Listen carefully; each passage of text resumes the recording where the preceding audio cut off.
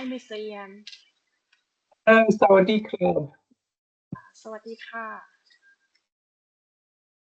Nice to see you. Good afternoon. Good afternoon คุณเอียน Good afternoon. Nice to see you. Nice to see you. Excellent. It's nice to see you. There's lots of people here. It's good to see.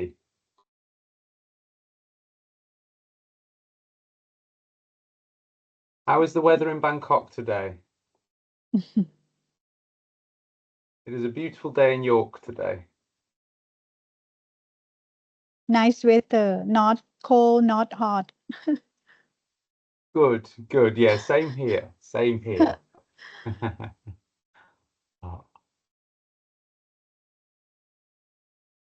I'm looking forward to our session today.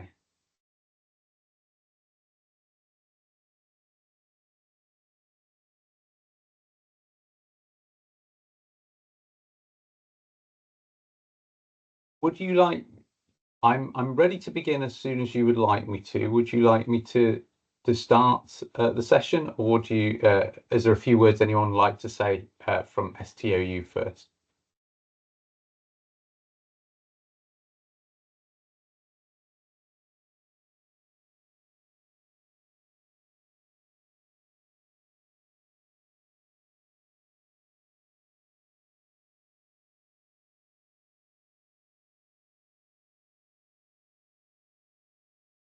First is that Dr. Tamnian say hello and welcome to you, and then Dr. Thirawut is director of the STOU say, and then you, Mr.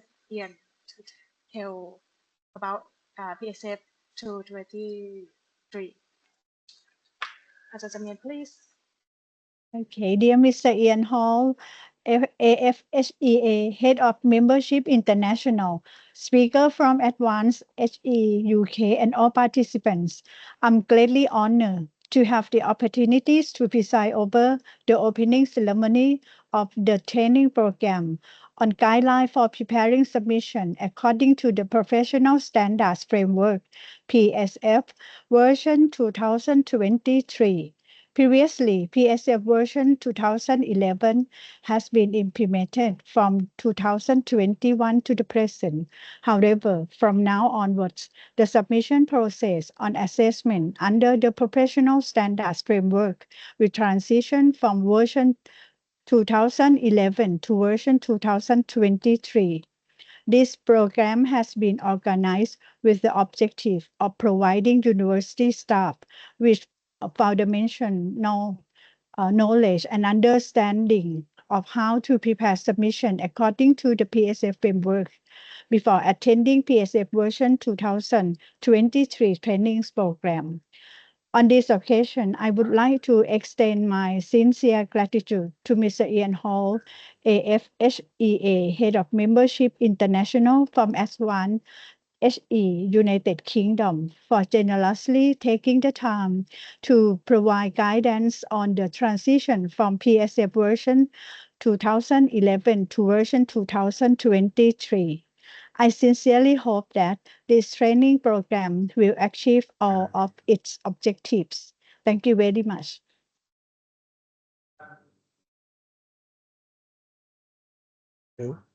Thank you, Dr. Tamnian.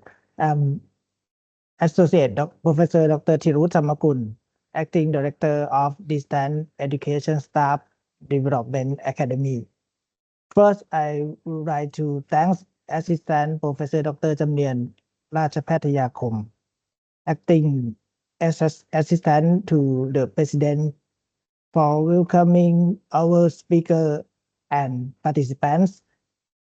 Especially, a special thanks to Mr. Ian Hall, Senior Head of International Membership, for his time and guidance on PSF 2023 and for supporting Sukhothai Thammathirat Open University through the process.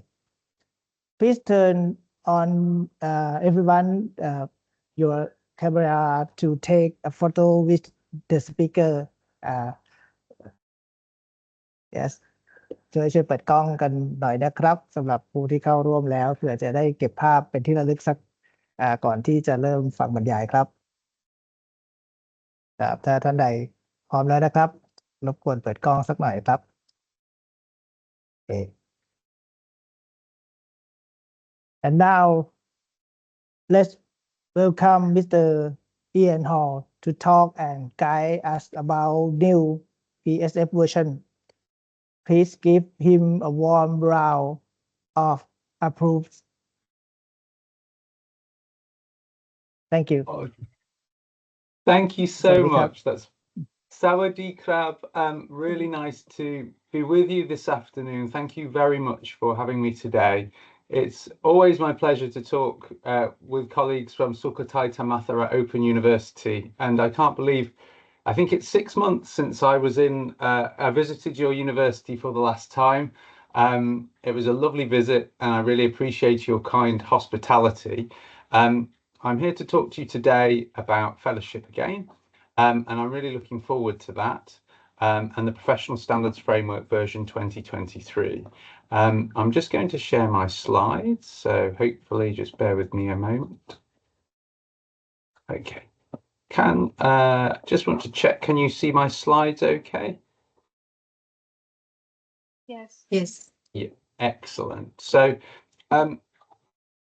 as colleagues have mentioned, I'm Ian Hall. I'm Head of International Membership at Advance HE, which means I support our members across the world with areas around staff development in higher education, so in university level teaching. Our work is across a range of areas, and I'll talk a bit more about that in a moment. I've worked for the organisation for 8 years now. I previously worked for the Higher Education Academy, which became part of Advance HE when we were established 6 years ago. Before I begin, and I don't think I can get the chat box to work, but perhaps if you could raise your hand, I'd like to know a little bit about each of you. And all I'd like you to do, I'm just going to ask a question, and if you can perhaps raise your hand, either electronically or physically. If you are already a fellow and you're thinking about applying for another category of fellowship, are any of you already fellows? If so, could you put your hand up now?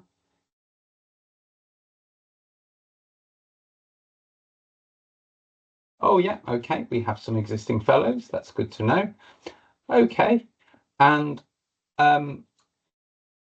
if you are interested in, if you put your hands down, if you're somebody who wants to understand PSF2023 in order to support or mentor somebody else, could you put your hand up? Again, you can use the raise button at the top. Okay, so we've got some people interested in mentoring. Great. Okay, that's good to see, thank you. And finally, if you don't have a category of fellowship already, but you're thinking about applying or you want to know more, could you put your hand up? Okay, excellent. All right, lots of you. Okay, fantastic. Okay, wonderful. So we've got a mixed audience, but lots of people perhaps who are new to this, which is wonderful, because hopefully I'll give you all of the information you'll need to help you with beginning your journey on that process. And for those of you that already have fellowship or have a familiarity with it, I'll hopefully help you understand the changes that we've made recently and how hopefully it isn't too dissimilar or isn't too different from what we've done before. Before I carry on, I just want to say during the session, I may use some terms or phrases that you may not be familiar with. If I do, feel free to send me a question or raise your hand or ask me. I'm really happy to explain any terminology that I use if it's not clear. I really want to make sure everything I say is very clear for you. Please, and there'll be time for questions as well at the end of the session.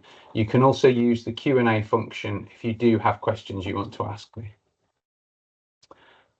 So, before I start, I want to just mention Advance HE, if you're not aware, we're a non-profit organisation. We're based in the UK and we work across the world in the 4 main areas around teaching and learning, equality, diversity and inclusion, governance and leadership and management. And all of that work is focused solely on higher education, or university level. So we don't work with schools, we don't work with we don't work with corporate entities, we work solely with universities and university-like bodies. In terms of where our members are, here is a little map of where our members are based. This has changed since I last visited you. So I think we had 7 or 8 members in Thailand when I last visited. We now have 9. I'm pleased to say that our friends at King Mongkut's University of Technology in Thonburi recently joined as a member as well. And also we had a member join in the Cayman Islands and one in Pakistan. And so our membership continues to grow. We have over 110 members outside of the UK, of a membership of nearly 450. And that's grown from only 7 members when I joined that were based outside the UK. So STOU, I'm proud to say, is part of a global community of institutions that we work with. I'm going to try and cover 3 things today. The first thing is I'm going to briefly share with you some things that Advance HE is doing that you can get access to because you're part of a member institution. And what that means is sessions, projects, or resources that we provide that might help you with your work. That will be a very short session, but it will just give you a feeling of some of the things that might be available to you. And some of them may help you if you are looking to write a fellowship application. The second part of the presentation, I'm going to focus on fellowship and the professional standards framework, which underpins or which supports the fellowship application process. And then finally, particularly for those who already have fellowship or an understanding of the previous framework, I'm going to do a short section that talks about what we changed from the previous framework. If you're new to the framework, you don't need to worry about that section so much. But for those who already use the old framework, that might be of interest. So just briefly, I want to share with you a few things, and excuse me, I'm just going to grab something from my drawer here that I'll be using that might be of interest to you, that might help you in the work that you're doing that Advance HE is working on at the moment. So briefly, because you're part of a member institution, Sukhothai Thammatta, that open university, all of your staff can access a range of things Advance HE is doing, including some free or discounted training, events, webinars and projects, ability to apply for some grant funding from us, access to resources that we produce, and also discounts on your fellowship applications, which I'll talk about a bit more in detail later. So I just want to bring to life, or to hopefully give you more information about what some of those things are. So last year, until the 1st of August 2024, we ran projects based on our members' needs on these 4 areas, looking at generative AI beyond assessment, looking at new paradigms for higher education, so new ways of working, growing the workforce of the future, and creating a culture of strategic equality, diversity and inclusion. So what did that lead to? Well, we ran a number of sessions and projects where we brought together our members to discuss some of those issues. And out of that, we published a range of reports that might be of interest to you, depending on your area of work. So for example, we published a report about multimodal learning, how people learn in different ways. We did a guide to enhancing assessment. So if you're interested in how you assess your students, how you might enhance that, there is a new guide published on that. There is a guide about the University of the Future, which we generated looking at artificial intelligence practice. And we've all put, and that contains a range of case studies from our members across the world about how artificial intelligence has been used in different ways. We published a report about pastoral support and caring for students. So that's aside from supporting them with their studies, how you support them personally, how you support their well-being. And there's a report on good practice on that. And finally, there is a report about inclusive staff recruitment. So how you recruit new staff to work with you in inclusive ways. Also, of particular interest, if you're interested in fellowship, we also have a range of frameworks which are around the area of student success. So these are different topics that are about helping you get the best from your students. And they cover areas like assessment, how you internationalize your work, how you build enterprise and entrepreneurship in your curriculum, how you support student retention, attainment and progression. And what we've done over the past 12 months is update all of these frameworks based on international literature reviews. These frameworks are freely available for you to download and use. So for example, if you wanted to have a conversation within your department or your module about assessment or about how you make your learning and teaching more inclusive, there is a framework there available for you to use. And we'll be doing more sessions over the course of this year about how you put those into practice, how you can make the best use of those resources. Also, and I think I bought a copy of these last time I came, but for those of you that weren't here when I visited, this is a few years old now, but it's a lovely resource that we created called 52 etc. It's a set of playing cards. I'm sorry for my blur on my screen, but effectively each of these cards has a tip or about how you can use different approaches in your teaching. You can download this resource from our website for free because you're part of a member. And if you want inspiration about how you can teach in different ways, each card has got a different way you can approach your teaching. This one here says think, pair, share, which is a very common technique in learning and teaching about getting students to think, then to pair them with another student to discuss their ideas, and then to share their ideas with a group.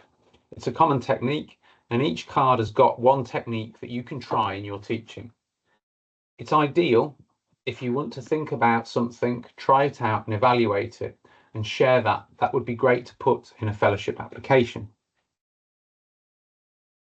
And finally, in this section, I just want to share with you the work that we'll be doing over the next year is informed by the conversations I and my colleagues have had with other institutions and yourselves.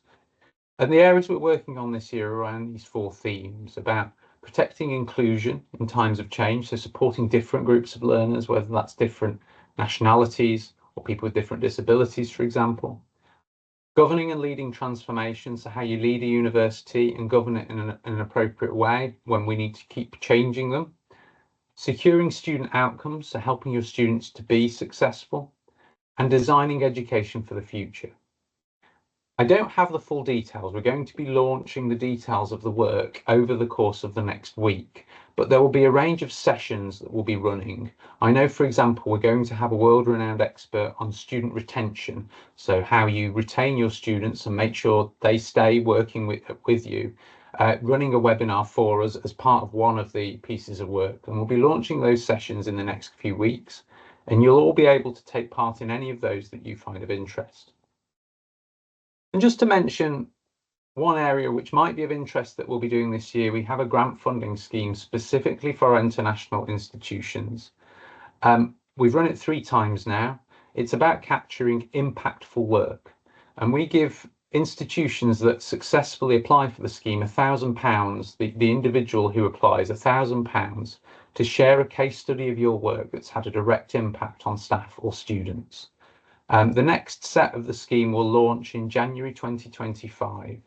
And this year's theme was about meeting the UN Sustainable Development Goals. So institutions that were interested in sharing work on that submitted that through our website, and we selected 15 that were rated the highest to share their case studies and provided them with funding to do that. Just to note, it's a very simple scheme. You only have to provide 300 words to apply for the grant, and the full case study only is 1,000 words. So it's designed to be very short and lightweight. And I'd really encourage you, if you're interested, to keep an eye out for that. We'd very much welcome applications from staff at STOU. So those are just some things Advanced HE is doing right now. I'm now going to move on to the main part of my presentation today, which is about fellowship and the professional standards framework. So for those of you that are new to this, fellowship is a recognition. It's an award. It's a recognition for those that teach or support learning in higher education. And that second part is very important. The recognition is something that is for those who are lecturers, associate professors, academics that teach students, but it's also for people who might be in a learning support role. You might be a teaching assistant or a technician or a learning technologist. So the fellowship program is for everybody who has some kind of support for the learning process within a university or university setting. Oh.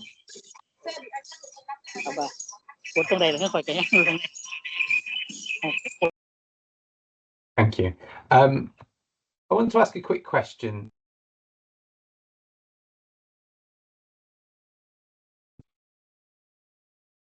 Just going to ask a quick question, and let me just see, I don't think the chat's not working. So I just want you to put your hands up again for me, again, electronically. If you think an effective teacher is born or made, if you think an effective teacher is born, could you put your hand up for me, please?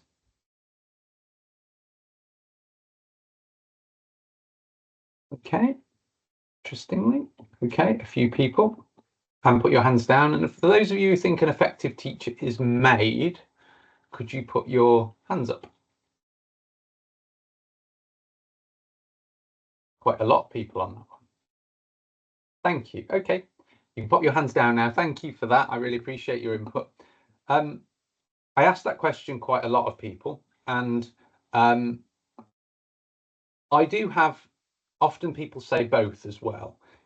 I do think there is definitely a case that certain people, certain personalities might enjoy teaching more. They enjoy the performance, they may be more outgoing and enjoy engaging with people than perhaps people who don't like working with people so much. But the evidence, and this is just one quote from many sources, the evidence generally suggests that excellent teachers are made, not born. They become excellent through investment in their teaching abilities. And therefore, what this is saying is, if you invest time, if you make some effort to improve your teaching, it will make a difference to your teaching and ultimately to the learning of your students. And that really is where our fellowship program comes from. So just to give you a bit of background, the Professional Standards Framework, or PSF, as I will abbreviate it to, came from the UK originally 20 years ago. There was a government report that said in 2003, from 2006, all new teaching staff should obtain a teaching qualification that incorporates agreed professional teaching standards. What that tells you is, like in most countries, in the UK 20 years ago, there were no agreed standards for teaching in a university. And the organisation I used to work for was created in order to work with the universities in the UK at the time to create those standards. So we didn't do those on our own. We worked with all the universities in the UK to look at what they thought standards for teaching in universities should look like. And what was created was the Professional Standards Framework for Teaching and Supporting Learning in Higher Education. And what that is, and I have a physical copy here, but you can download it from our website.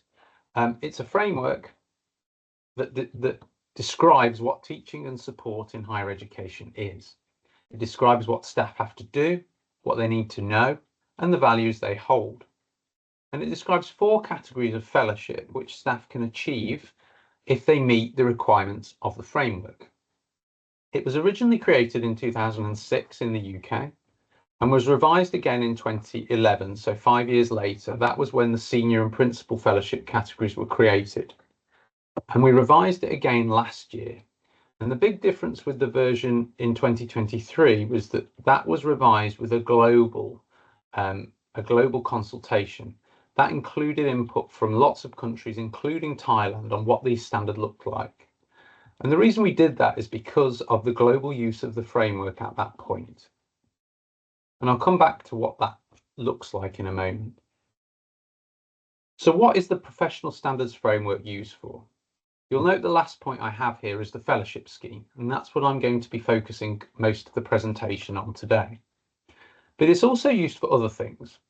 Some institutions use it to help design staff development programs. So if you want to help your staff become better teachers, you can look at the framework and design a program that meets those standards. The second point is accrediting staff development programs. So Advanced HE can look at a program that a higher education provider or university offers, and if it meets our standards, we can allow that university to award fellowship on our behalf. And I'm proud to say that Sukhothai Thammasat Open University is one of only 2 universities in Thailand that we have accredited. So your SMART program is accredited by us, and you can achieve associate fellowship if you complete it. It's also used by a number of institutions for appraisal and promotion, or to reward staff. In the UK, for example, it's very common for most universities to require you to get fellowship in order to keep your teaching post. So you have to get it within the first 2 years of becoming a member of staff. And it's also used for self-assessment and development. What I haven't mentioned in the bullet points actually is it's used also as a promotional and reputational tool. What you can see on the right-hand side is a photo I took actually on a visit to University of Huddersfield, where I visited with Professor Witchett, Sisa Ann, actually. On that visit, in there, I took a photo in the entrance of the university, and what it says in the middle is #1 in England for professionally qualified teaching staff. And they said that because the University of Huddersfield at the time had the highest proportion of their staff with fellowship in the whole of the country. And they put that in their entrance to tell their students that they were training their staff in teaching. And you'll find other universities do this too. I know, for example, our friends at Walilac University in Nakhon Si Thammarat very proudly talk about the number of fellows they have on their website. So why do people apply for fellowship then? Firstly, it's a global recognition for what you do as a teacher. And indeed, only yesterday I was reading a report from the European University Association that talked about the fact that in many institutions, research is still valued more than teaching. Actually, what fellowship gives you is a recognition for your teaching. It's all about your teaching or support of learning, and it's recognised across the world. Institutions in the UK, Australia, Hong Kong, of course, Thailand, will recognise what fellowship means. But it's more than just that. It's not just an award or a qualification. The process of doing so gives you an opportunity to reflect, to think about and develop your teaching practice. It can support promotion and professional development. So there are many people I know that have gained new roles or become promoted because of gaining a fellowship or senior fellowship. You can use postnominals after your name. So if I'm an associate fellow, so I am Ian Hall, AFHEA. If you're a senior fellow, you can use SFHEA as after your name. There's also benefits for you individually and institutionally as well, like I mentioned for the University of Huddersfield at the institutional level. And in some cases, it opens up global networking opportunities. So we sometimes run, in fact, we have a senior fellows network for which we're launching in the ASEAN region soon, which you'll be invited to take part in. And when I talk about growth, don't worry if you can't see the detail here. What this graph shows is the number of fellows in total that we have. And what the number at the top right hand corner here is 194,000. So later this year we will have over 200,000 fellows worldwide, and you can see the number has grown quite considerably. In the last 10 years, over 100,000 people have achieved fellowship. So there is growing interest in fellowship as a means of recognising your teaching. One thing I'm particularly proud of, though, and a number of you that saw me in March will have seen me say this before, outside of the UK, Australia has a large number of fellows, but the country that has the second highest number of fellows outside of the UK is Thailand. And so well done to you and all of your colleagues across Thailand if you've already got fellowship, because actually when I first visited Thailand 6 years ago, you were not in the top 10. There were not many fellows in Thailand, and because of the work of Sukhothai Thammatharat Open University and other member institutions in Thailand, we've seen a huge number of staff recognised across the country already, and many more are planning to do so over the next couple of years. So what difference does it make? Before I go into the detail, I just want to talk to you about the difference it makes to people. At an institutional level, just to mention, a few years ago, there was a report published in the UK which showed that universities rated on our national framework for teaching, called the Teaching Excellence Framework, talked about fellowship more than those that were less rated. So the gold and silver universities on that framework are more likely to talk about fellowship than those with bronze. We also, some colleagues in Australia did an action research report in Hong Kong that showed that fellowship and teaching development significantly improved the self-efficacy of the academics involved in using it. So it does make a difference on those staff. And as I mentioned, there are plenty of institutions worldwide that have had a real impact from this. There's a couple in the Middle East, so Abu Dhabi University, after working with us on some employability and fellowship work, got a 5-star QS rating for their work. Applied Science University in Bahrain have now got 90% of their staff with fellowship and got a 5-star rating from QS for their work. And our friends in Walilac University, having now got over 90% of their staff with fellowship, have seen improvements in student retention, student satisfaction, and also in student recruitment. So more students are applying to that university because of their focus on teaching. And also colleagues at Sina Karimwirot University in Bangkok, they have now several hundred fellows, and they've been recognised for their academic development by QS as well in their ratings. So it really has made a difference to those institutions. On an individual basis, and I feel I would be wrong not to mention our good friend Professor Witchett, who I know sadly passed away last year, but he got his principal fellowship, and the reason why he encouraged the universities he worked with, obviously including Sukhothai Thammasat Open University, was because, as he said, it was a recognition which connects people working in higher education across the globe. I was lucky enough to meet Professor Witchett on several occasions in the UK and in Thailand. And he was very passionate about the fact that the Professional Standards Framework and Fellowship recognised teaching in Thai universities on a par with universities worldwide. And that was the value he saw in it. He was obviously incredibly passionate about education, and it was I really benefited from being able to spend time with him, and I was really honoured that he chose to work with us on this area. To give you a practical example, this lady, Miss Ali, is a senior lecturer in a university college in Oman in the Middle East. And I picked her quote about applying for fellowship because I think it helps you understand a lot about the process and the value in it. She says, the process of preparing and writing my application involved reflecting on my teaching style and the activities I select and use in the classroom. It provided me with a context in which I could evaluate my practices as an educator, thinking about how I do things and why, focusing on the outcomes of what I do in terms of evidence of success.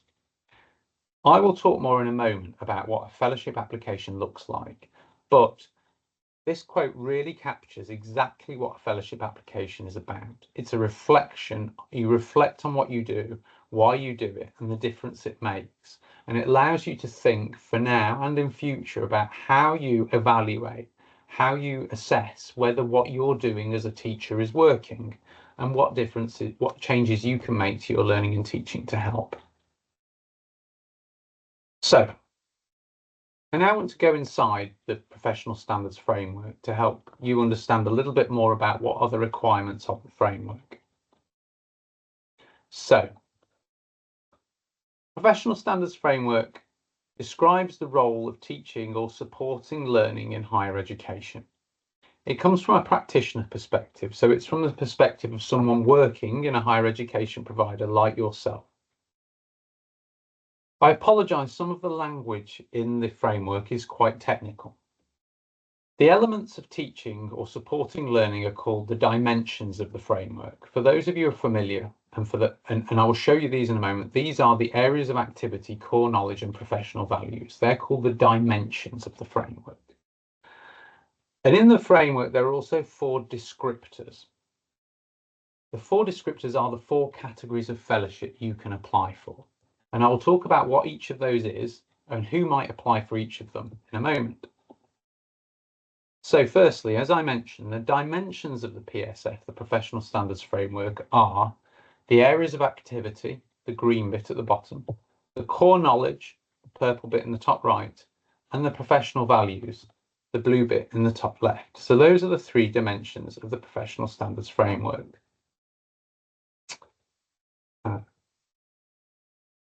So those are the dimensions. The 4 descriptors are the 4 categories of fellowship.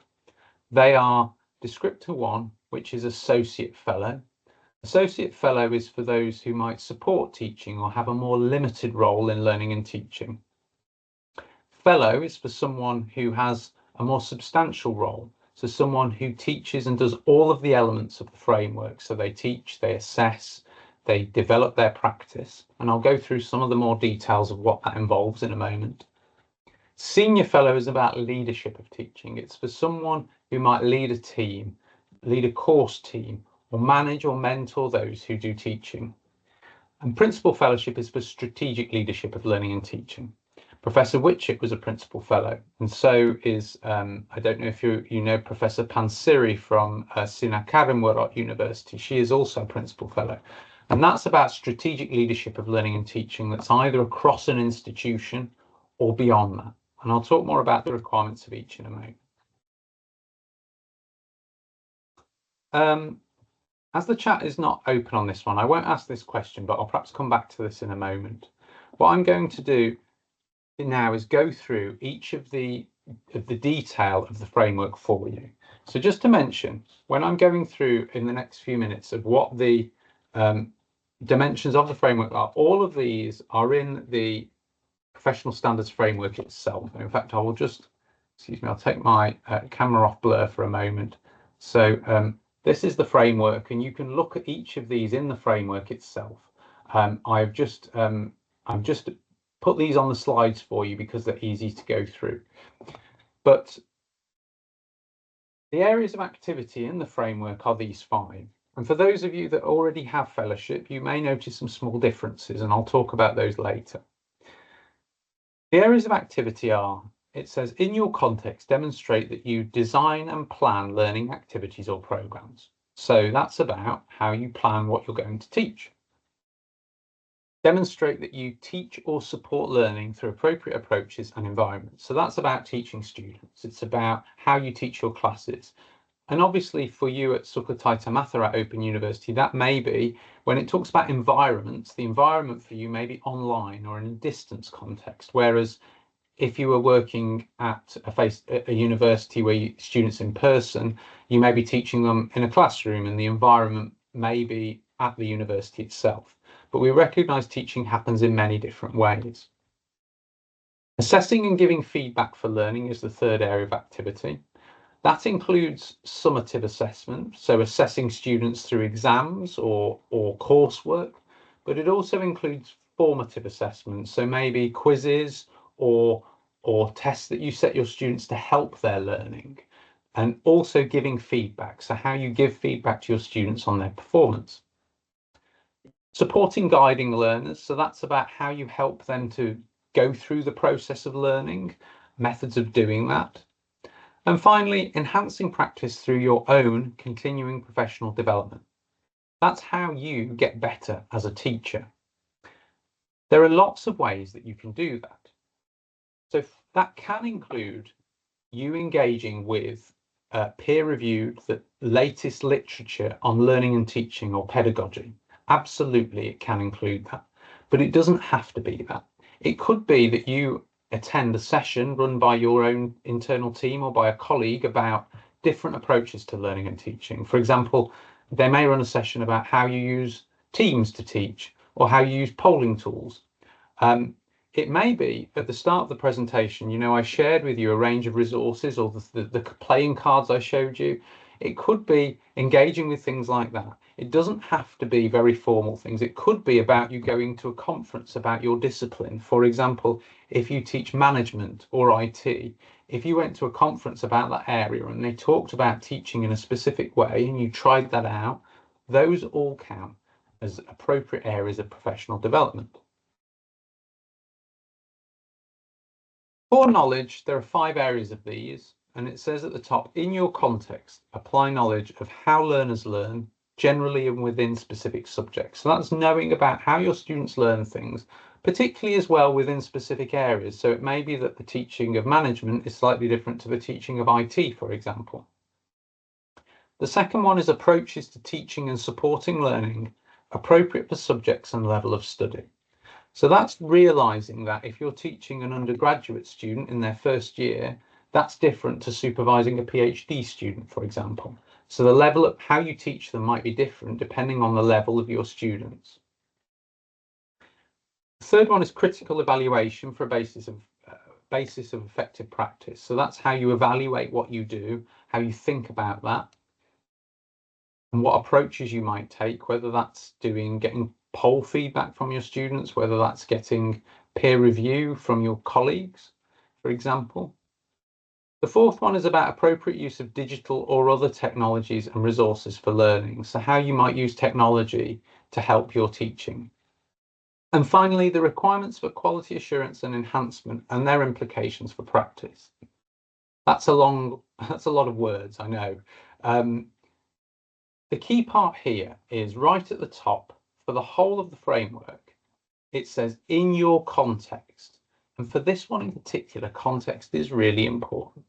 When we're talking in a fellowship application about the requirements for quality assurance and enhancements, it's about what quality assurance, how that impacts in your teaching.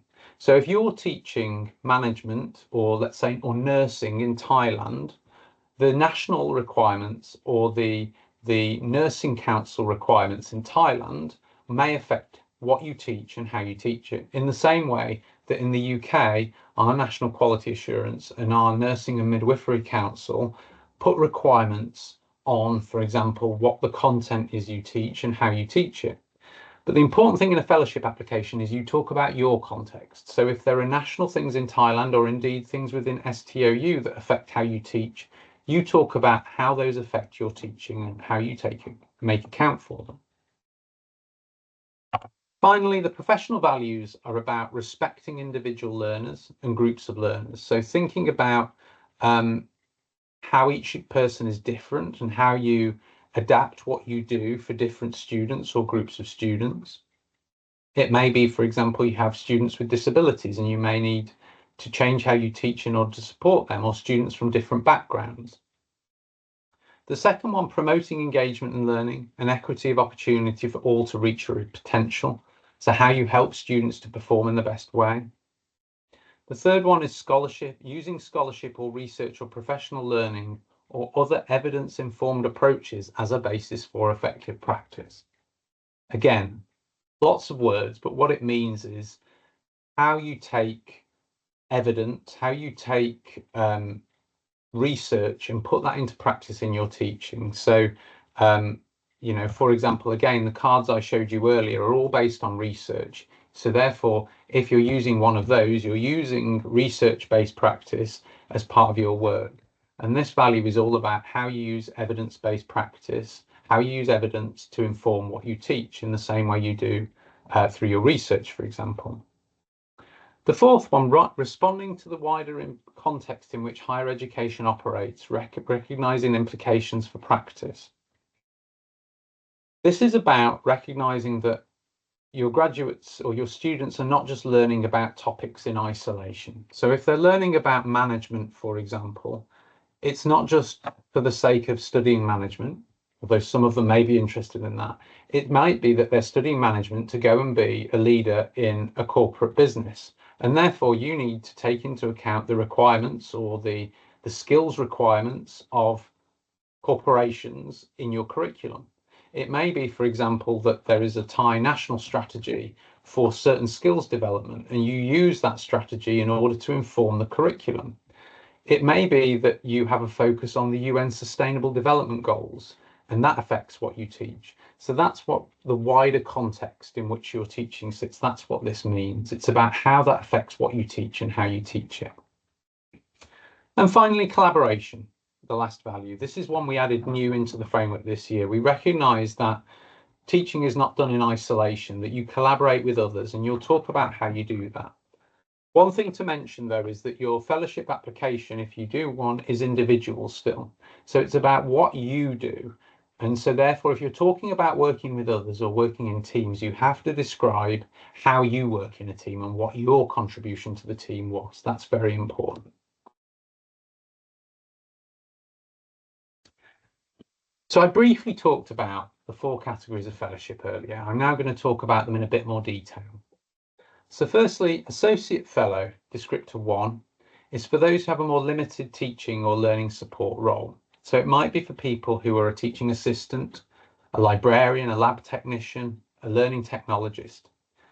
The reason why it's appropriate for them is it's the only category of fellowship that doesn't require you to engage with the whole of all of the 15 dimensions of the framework, the areas of activity, core knowledge and professional values that I just showed you. What it says is you have to engage with 2 of the areas of activity, 3 of the areas of knowledge and 2 of the values. And if I go back, I'll just show you to remind you, these are the areas of activity. If you're an associate fellow, you only have to write about 2 of them. So you select which 2 you write about. And the nice thing about that is if, for example, you're a teaching assistant, you might perhaps plan your learning activities, so activity 1, and you might teach or support learning activity 2. But you might not be involved in assessment area of activity 3. And that's okay, because you don't have to evidence that. As an associate fellow, you only have to pick 2 of those that you are able to provide evidence for in your application. If I move on to fellow, this is for people who have a substantial teaching or supporting learning role within higher education. And the key difference with fellow is you have to evidence all of the 15 areas of activity, all of the areas of activity, core knowledge and professional values that I just showed you. So usually that's someone who might have a minimum of 2 to 3 years teaching experience, that teaches on a regular basis, that plans, designs, teaches, assesses their students, and does all of the elements of the framework that I just showed you. And they have to show some substantial depth in doing that. And just to mention, the first 2 categories of fellowship, Associate Fellow and Fellow, that I've just described to you, are all about what you do and how it impacts on your students. That's what those categories of fellowship are about. For Associate Fellow and Fellow, we usually say a minimum of kind of 18 months to up to maybe 2 to 3 years of experience that you talk about. You have to talk about recent experience, so it's the last up to 3 years experience. Senior Fellow is different. It's about those who have a comprehensive understanding from which they lead or influence those who teach or support learning. So what it's about is the development, mentoring, influence and impact on others. So the difference with this application, unlike the first 2 I showed you, is it's about leadership. So the whole application is about what you do and how it impacts on other staff, how you support other staff to become better teachers through leadership, through mentoring, through supporting, through coaching, through leading committees, for example. Again, with senior fellowship, you have to evidence all of the elements of the framework, but from the perspective of being a leader. So how you lead those areas. So when we talk about, if I go back to the areas of activity, teaching and supportive learning, it's about how you lead others to teach better. It's about how you lead others to improve their assessment processes rather than how you do that yourself. And finally, Principal Fellow, the final category, is about strategic leadership. It's for those who are highly experienced. And again, it's about impact on others, but it's usually impact that's institutional wide. So if you're doing something that impacted on the teaching of people across the whole of your university or beyond, you could apply for Principal Fellowship. It's about people who influence things like policies or strategies about learning and teaching. There's a couple of things I should note. So Senior Fellow is usually the last 3 to 5 years of experience that you would talk about. Principal Fellow, maybe 5 to 7 years, bringing in experience from before that. None of the categories are dependent on your role in the university necessarily. What I mean to say is you don't have to be a president or a vice president in order to apply for Principal Fellow. You could be someone who is a lecturer who becomes a Principal Fellow. So for example, if you're a lecturer in management, but you were a champion of a technique that was used across the university or indeed across your discipline across the world, you might be able to claim Principal Fellowship because of your strategic influence. Likewise, we have people who are vice chancellors. For example, Professor Brian Schmidt, who was the vice chancellor of Australian National University. He became a senior fellow rather than a principal fellow because his work involved a lot more than just learning and teaching. He was running a whole university, and so he applied for senior fellowship instead. And that's fine. You apply for the best category that suits your experience. That is the most important thing, is that you choose the category that fits the experience you have right now, or you wait and gain more experience to apply for the category you wish to. And I'll talk about how you pick that category in a moment. So how do you apply?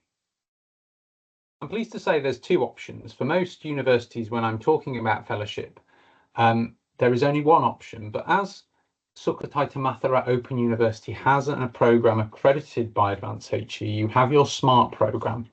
If you're interested in gaining some knowledge about learning and teaching and you want to apply for associate fellowship, you could complete the SMART program that the STOU runs, and that will be awarded and assessed within STOU.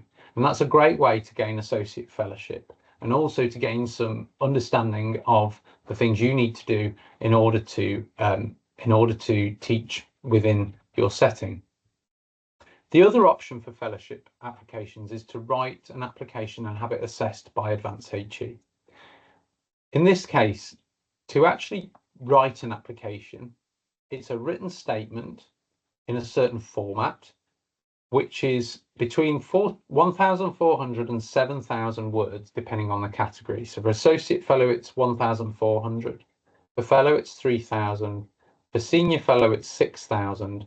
And for principal fellow, it's 7,000. So you get more words as you go through the categories. You also have to provide some references. So these are some statements from people that know your teaching or your work and can vouch or substantiate for what you've said in your application. They can endorse what you've said. And you pay your application fee, for which you get a discount because you're part of STOU. So this is how you write your applications. Are these written statements? They're reflective statements. What do I mean by that? Well, HA fellowship applications are individual and reflective. What it means is it's about you and what you do, and you have to reflect upon that. Therefore, it's written in what we call the first person. That is, you say, I did this, I have done this, not this was done. So it's very different to the typical style of writing in a research paper, for example. It's a reflective paper that makes you think about, and one of the formats you can look at for doing this is what you did, why you did it, particularly the theories of learning that you might have used, and how you evaluate it and what feedback you receive. So to give a brief example, you could say, I was struggling to engage with my students on my module on leadership. I felt that the students weren't listening in class or that they weren't understanding key concepts. Having gone to a conference, a colleague presented on ways of using polling tools to improve engagement. Therefore, I introduced a polling tool. So that says what you did and why you did it. I did this in my third year of my leadership class, and I did it on these occasions. Following using it, my student evaluations improved by 10%, or several of my students commented, and you could include a few quotes from those, and that's how you evaluated it. So that gives you an idea of the kind of way people describe things in a fellowship application. Before I go on to a little bit more detail about what a fellowship application looks like, a key question you have to think about is what is the right category to apply for? Because the format of the applications is slightly different. For associate fellow and fellow, for associate fellow, you write about the two chosen areas of activity, and you bring into it the core knowledge and professional values. For fellow, you write about all 5 areas of activity and bring in the values and the knowledge as well into that application. For senior fellow and principal fellow, you provide case studies of your work. So you write about 2 or 3 substantial pieces of work you've done, and how you meet the criteria for those categories in that. So the format of the application and the focus of them is different, and the amount of experience that you require is slightly different for each category. So it's really important that you pick the right one for you. I'm pleased to say there is a tool on our website called the Fellowship Category Tool where you fill in 15 questions and it gives you a recommendation or a suggestion of the category that's best for you to apply for. The result of that is personal and private to you. It doesn't get shared with Advanced HE and it doesn't get shared with other colleagues at STOU. You are welcome to if you wish, but you don't have to.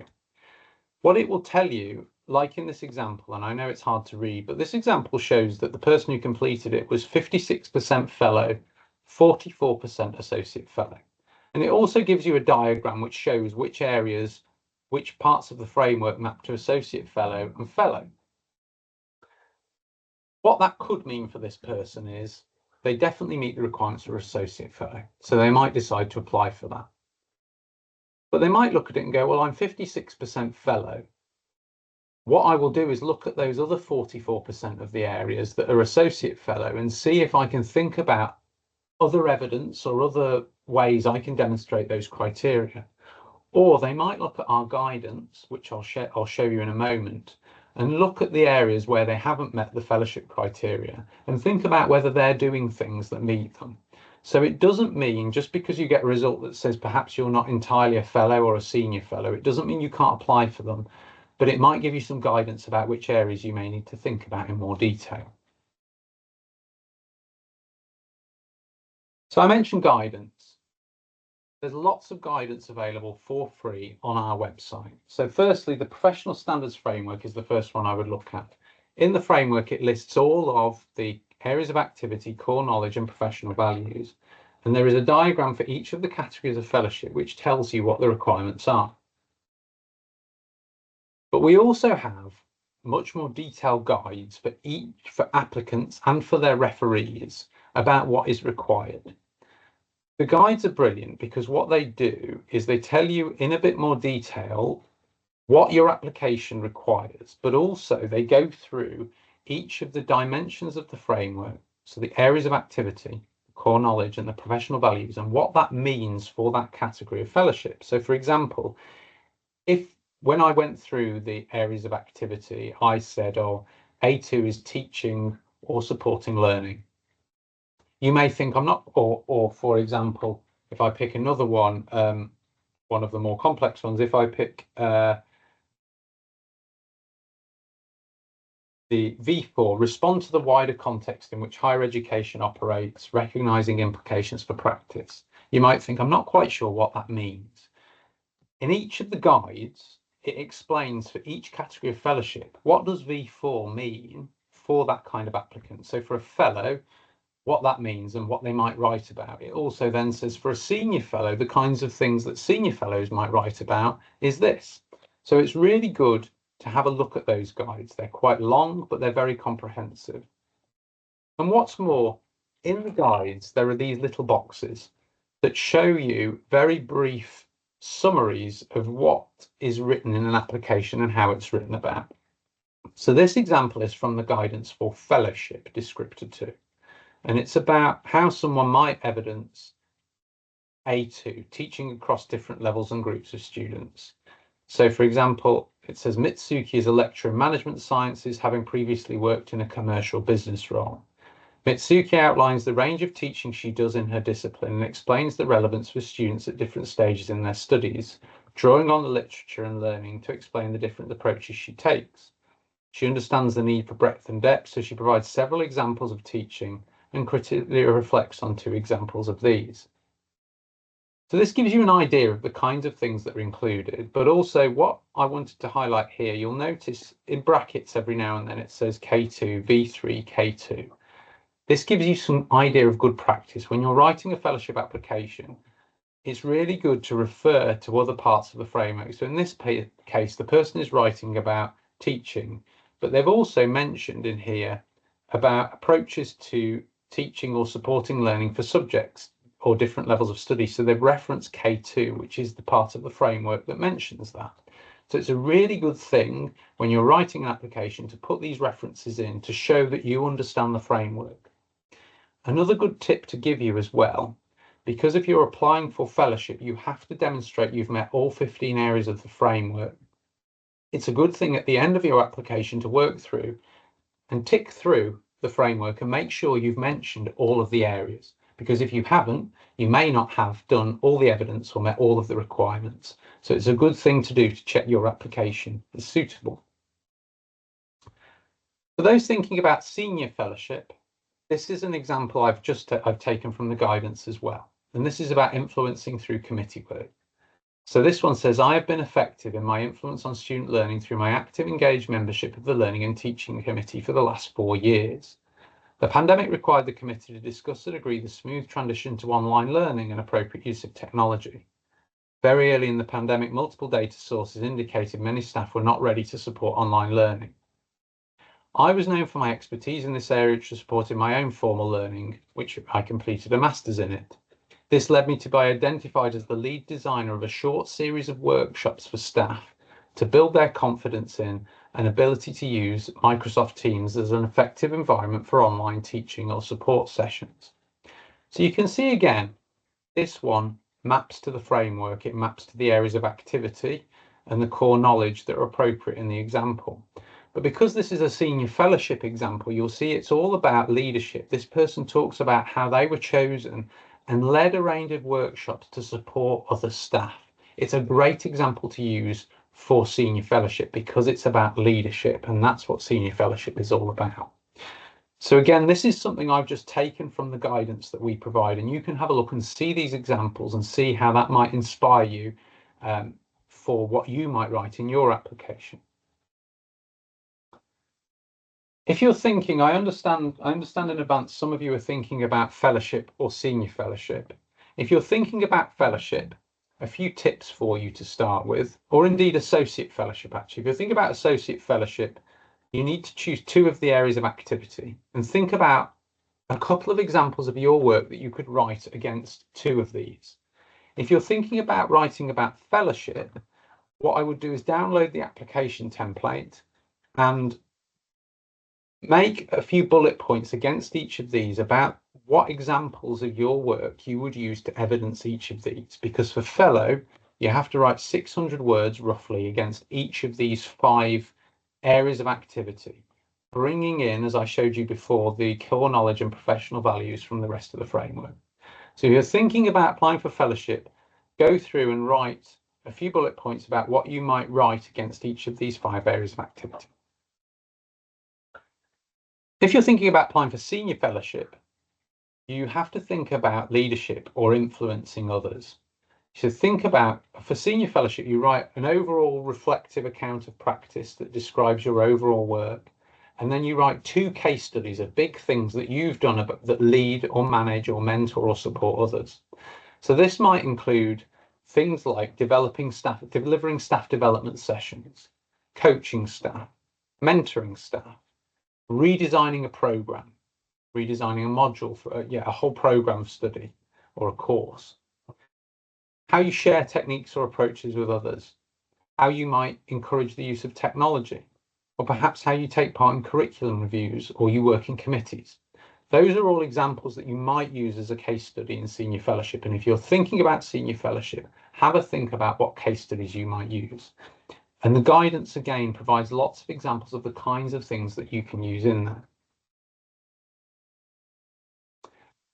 There is other support available. So for example, if you want it through our website, you can apply. There is a fee for these, but there are writing retreats and workshops that we offer. There's also a fellowship application builder tool specifically for the fellowship category. And we can review draft applications and provide feedback on them for individuals. Again, there is a fee for those. But what I should note as well is there are lots of fellows at Sukhothai Mathura Open University already. So if you know somebody that already has fellowship, I'd encourage you to talk to them. And if you're already a fellow, please support others. Please guide them on what is required. Perhaps show them your application if you're willing to. And particularly if you're interested in associate fellowship, talk to the DESDA team because the SMART program would be a great way to apply for that. And I would encourage you to do that. Before I go into the key changes in the professional standards framework, I just want to show you something before I do, and then we'll take a pause afterwards and I'll take any questions. But I'm just going to share with you a different screen now. So hopefully you can see my web browser now. And what this is I'm just giving you an example of the guidance. This is the Senior Fellowship Application Pack, freely available on our website.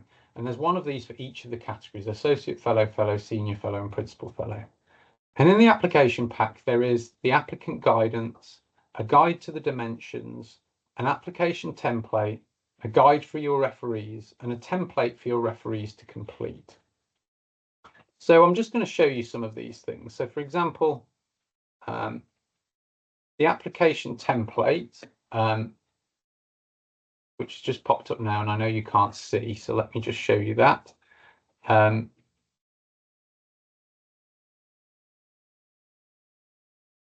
Just show you the whole screen. This is the application template for Senior Fellow.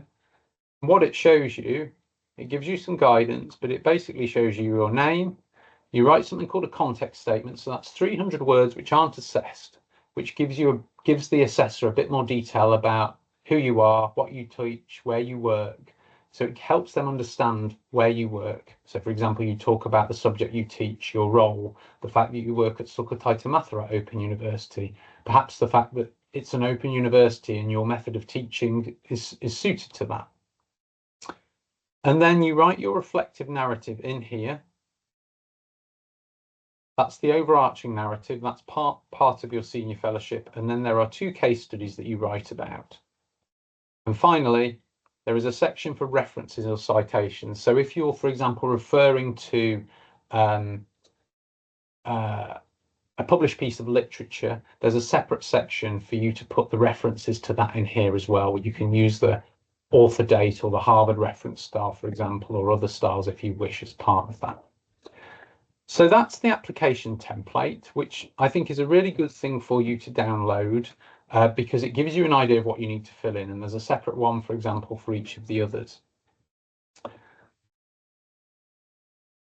Just to give you as well a look at the guidance.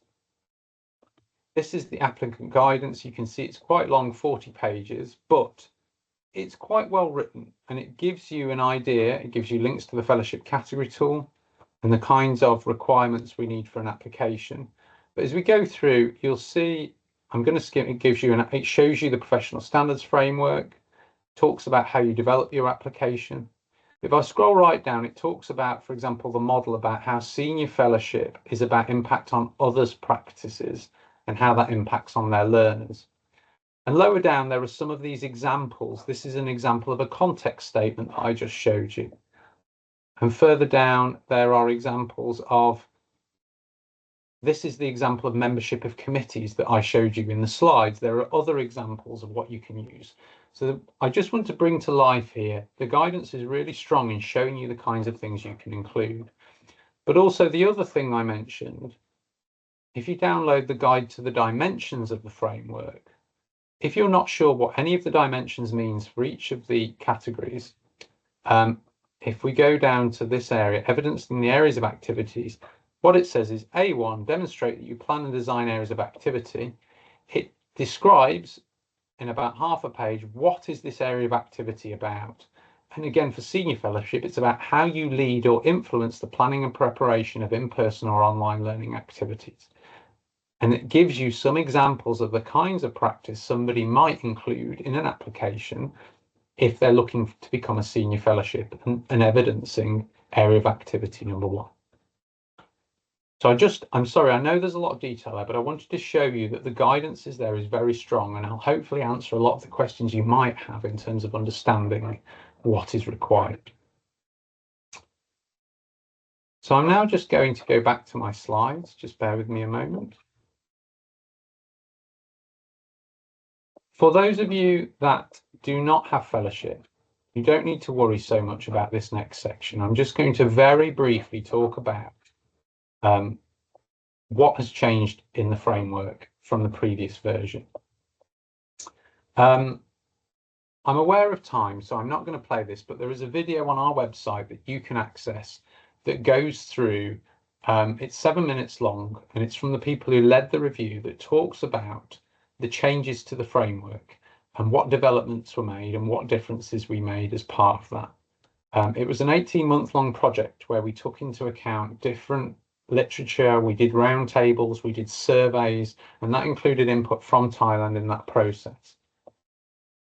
But the key things that are different about the 2023 version of the Professional Standards Framework are really these 6 areas. Firstly, it's increased the focus on impact and effectiveness. So it's important not only that you teach, for example, but that you demonstrate that it's impactful, that it makes a difference on your students.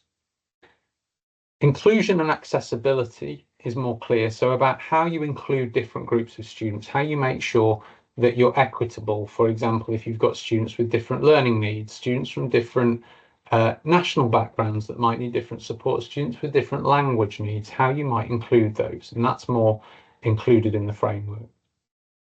The context of practice is emphasised more. So, as I mentioned earlier, at the top of each of the dimensions it says in your context. Because the framework is now used globally, we're really clear about saying it's about your context. How you teach at STOU is different to how people teach at Suranari or how people teach at King's College London, and we recognise that. Senior Fellowship, SF is there. We're being very, very clear that it's about influence and leadership. In the previous framework, there was a small mention in Senior Fellowship requirements that it was about influence and leadership, and a lot of people got confused. In the new framework, it's very, very clear. It's very clear that it's about leadership and influence. We've also changed the format for application for Principal Fellowship. I haven't talked a lot about that today, but if people are looking to apply for Principal Fellowship, that's now in a case study format, whereas it used to be in a different approach that we had. And I can share more about Principal Fellowship if people are interested. And finally, the guidance for each of the applications is improved, and I showed you some of that just now. In terms of specifics, if you already use the previous framework, there are some specific differences. There used to be 5 areas of activity, 6 core knowledge and 4 professional values. There are now 5 of each. So if you knew, and I'd be surprised if you did, but if you knew by heart all of the areas, there have been some changes. And it's not just that things have moved, the details of some of those dimensions have changed. So if you've already got a category of fellowship, just be careful that you look at the new framework and look at the details of each dimension, because what you write about for each one might be slightly different. However, what I would say is it's important to remember is there are still 4 categories of fellowship, and the requirements for each of those, the actual format of those, are mostly the same, and the word counts are the same. The style of writing, the fact that it's reflective and individual, is still the same. So if you already have a category of fellowship, how you approached it, what the kind of way you wrote about it is still very similar. And if you're mentoring someone or if you're looking to apply for another category, it will still be very familiar. But the new framework has clearer requirements for each category, and the leadership focus, as I mentioned, for senior fellowship has been clarified. And again, as I mentioned, we have this case study format for Principal Fellowship now if people are interested in that. So it's much more similar style-wise, or the application format is similar to Senior Fellowship. This is my last slide, then I'm really happy to take any questions. So to summarise, applications for fellowship are based on the Professional Standards Framework for Teaching and Supporting Learning, or the PSF, as we call it. It's freely available to download as our website, and I can send you a link to all the resources after the session. There are 4 categories of fellowship which you can choose from. Our fellowship category tool, free on our website, is the one I would use to help you choose the best category to apply for. If you're thinking about applying for associate fellowship, I'd strongly recommend that you consider using the SMART scheme within STOU, because you'll not only get some support and development in learning and teaching, but you'll get support from the team about writing your application. But if you're looking at the other categories, you'll need to apply directly to Advanced HE, and there's lots of guidance on our website for each of those categories.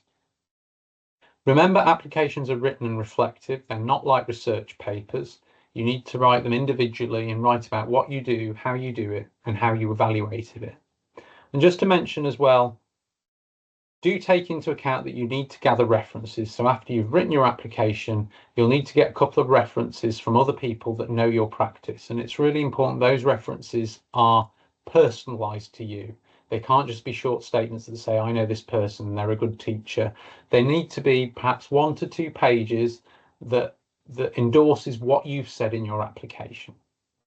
And finally, help is available either from within the DESDA team or from Advanced HE. There's plenty of guidance and other support we can offer you as well. And I'm always happy to answer any questions. Thank you so much for listening. I know it's been a long session, and thank you very much for your attention. I'm really happy to take any questions you might have. Okay, we have 2 minutes for the question. Open the floor for participant to ask Peter Ian. Please.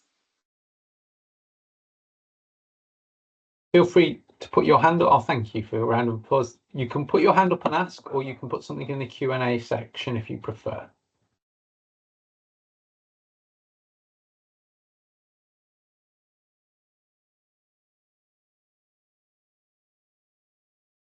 Please go ahead if you have your hand up. Please. Yeah, thank you for your great presentation. I have a question to ask you regarding the material that you recommend at the beginning of your slide. You said that as a oh sorry, I will say that I already got the fellowship.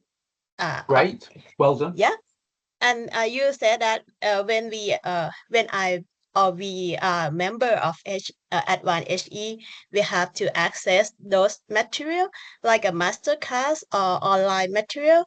Yeah, I want to know where I get that material. Have to log in on your system or just go to your website and got it. Thank you. Thank you for your question. So just to mention those things I mentioned at the start, they're all optional. You don't have to do them, but they're available through our website, and I can send you a link. And I also to access those. So some of those are in the events section of our website or in the resources section. And I'll follow up this session with some links to those things. The other thing to mention is I send a monthly newsletter to the DESDA team, and that highlights specific things we're doing. So if we're running a webinar in the next month, I will put in that newsletter which webinars are coming up that you can access. So please keep an eye out for that newsletter, because that will highlight new things coming up. But I will share with you the website links so that you can access those and have a look at those for when they're ready. Thank you.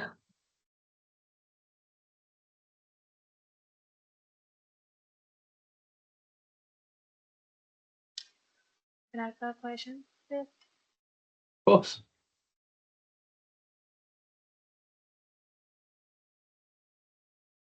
อาจารย์จิรสิริ please ค่ะ Oh, hi. Thanks for talking us through the new framework. Yeah, I'm curious about the phrase "in your context." So where and how it should be demonstrated? Could it be described early on in the statement of philosophy, or can this be described and gradually built up and becomes ingrained in each of the work that the applicant does? That's a great question. So in the direct applications for fellowship, so if you're applying to us, there is the context statement at the start, which is very much, it's not assessed. So it's 300 words. And the reason why we put that in is because what we were finding was if you're applying for fellow and you've got 3,000 words, people were spending a lot of words describing to us. And it was really important to say, you know, I'm a lecturer of management. I've been doing it for this many years and I teach these modules. And we found people were kind of wasting some of the words they needed to talk about their applications. So that section is all about sharing with us who you are, where you were, what experience you have. So that's part of sharing that. If I was applying from STOU, I would definitely be talking about the fact that, you know, I work at STOU in Thailand. This is the kind of institution it is. These are the kinds of learners I work with. This is the subject or subjects I teach, or these are the staff or teams I lead, for example. So that's one way, but you can also embed it in the rest of your applications. So for example, I mentioned K5, requirements for quality assurance and enhancement. If you were writing about that, it may be that you say, well, actually, in the subject I teach, the national body for for nursing and midwifery, or the national body for psychology mandates that we have to put X number of hours into the curriculum for this. Therefore, I worked with the team to ensure we met with their requirements. So again, that is specific to your context, but you would embed that within your application. So you can do that all throughout the application, but the context statement very much is a way of sharing some of that basic information, I guess, about where you teach, so that the assessor is familiar that you're teaching in Thailand in STOU. So it's across the whole application, but the context statements is a great way of using some of that as well. That's very clear. Thank you. Thank you.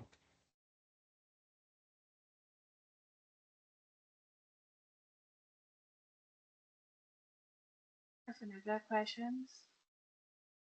We have a 1 minute for this session.